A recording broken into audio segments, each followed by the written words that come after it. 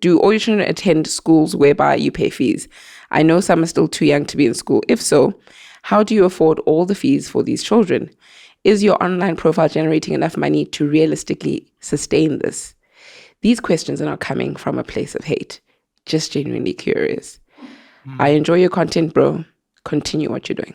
Very, very, very important, great, and deep question. And even if it was coming from a place of hate, the decision to make children for everyone has to be in such a way that you're willing to take full responsibility. And I don't mean you and the other parents. I mean just you by yourself, in case anything were to happen. Generally, all my kids go to school. I contribute to all of them. I'll add an asterisk to that, but I contribute to all of them, asterisk.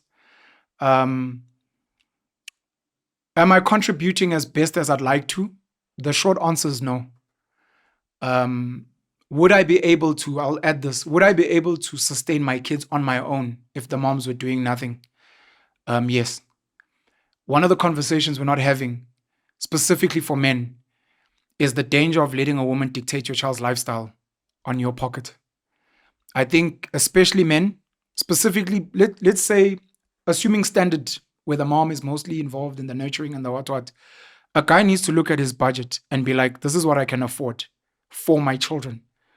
So I will let the mom know, this is what I can afford. Whether we live together, we're married, she's a housewife, whatever, this is me. If she happens to have more money, wants some certain dreams, that's fine. And you as a guy shouldn't feel any type of way because she's allowed. But you must be very firm on that, because there's a lot of guys that I know personally who are under a lot of pressure because they're trying to sustain lifestyles that they never chose for their kids, that their mom did. And it really messes up, including the kids in some ways, whether it's debt, they lose their job, and it's like, but you chose this lifestyle. The kids out of school, their self-esteem is knocked because dad can't afford these things, but he forced for me to be here. Pick your lane. I know my lane with my kids. My kids are living above my lane, and that's because of their moms, not because of me. And, we need to unpack why is that, because I know a few guys. My best friend is going through that, like my nigga that I grew up with, you know. And he's struggling with it because this lady just refuses to downgrade the child's lifestyle, like refuses. On his pocket. So they both don't work. Who both don't work? The parents? The parents. Damn. But now when she was working, there was a point where they were both working, but their lifestyle was still high. And then she's not working, lifestyle is still high. There was a point where he was sending everything for like a year and a half to maintain that lifestyle. Now he's not working. And obviously what some women do, it's like don't have access to the kid. That's a punishment that's happening with him now. And he's saying to her, look, like he started now, let's downgrade. The kid must go to a crèche opposite here. Why should they? Because if they go to Midrand or View because they live in Tembisa, that's transport money. Yeah. The crèche is very expensive. Let's downgrade. She's saying no. To a point where now the lady's even putting pressure on her own family to maintain the kid at that lifestyle. So that thing, we need to figure out why is it that women are okay with the fact that the men can afford, they also can afford, but they pressure. Is it because the schooling system has shown that, if a kid goes to a good school, you get a degree, then they can get work? Is that the reasoning? Or what is the reasoning? Like, why do you continue to suffer knowing that you can afford it? It's a big thing, this thing. There's a lot of reasons, and almost all of them are valid depending on who you're asking. Okay. Yeah. But downgrading for the average person, this includes men. Yeah. People struggle. Number one is abantu bazothini.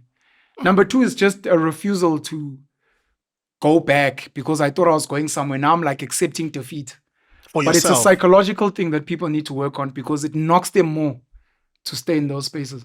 I'm lucky that I got financially literate very early and I was knocked by life and I studied my mom and I studied other people to be like, I will never have so much pride.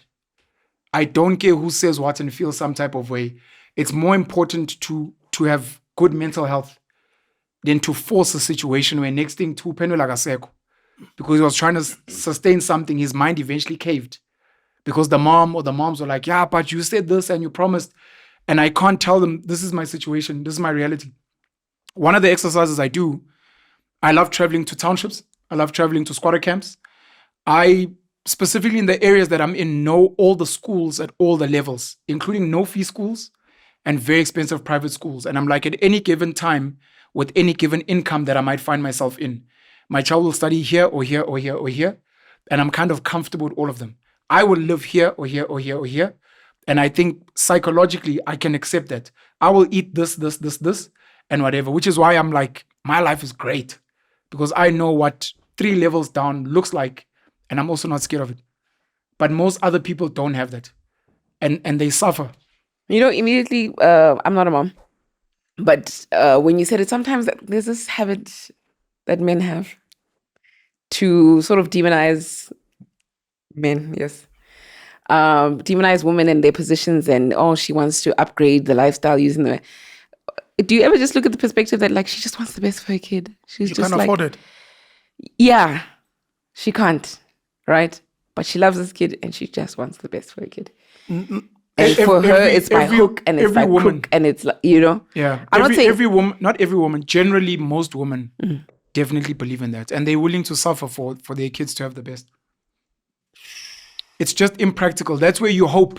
Again, we're generalizing and I apologize. If not the woman, because there are many industrious women who are incredible problem solvers, like my mom. She'd have a side hustle, she'd work extra hours to give her child the best. And she wouldn't expect a man to do it, which is sad for her. And I wouldn't want that woman to go through that because she's depriving herself of so many good things. But she feels she's doing the best and it's okay. But in a situation where there's a guy and number one, don't put pressure on him. And you hope that the guy will be a voice of reason to be like, Sando Sami, I also want what's best for our kids. But the first thing that's what's best for our kids is for you and I to be okay. Because if you and I, for whatever reason, are under immense strain to a point where now we're taking drugs, you're prostituting yourself, I'm now stealing cars because we want what's best for our kids. At some point, Lentis was shy.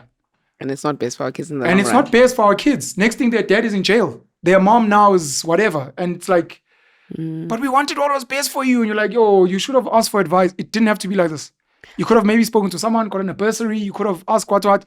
Maybe, look, have you visited the school? Now, my child, let's just visit the school. I just want you to see it.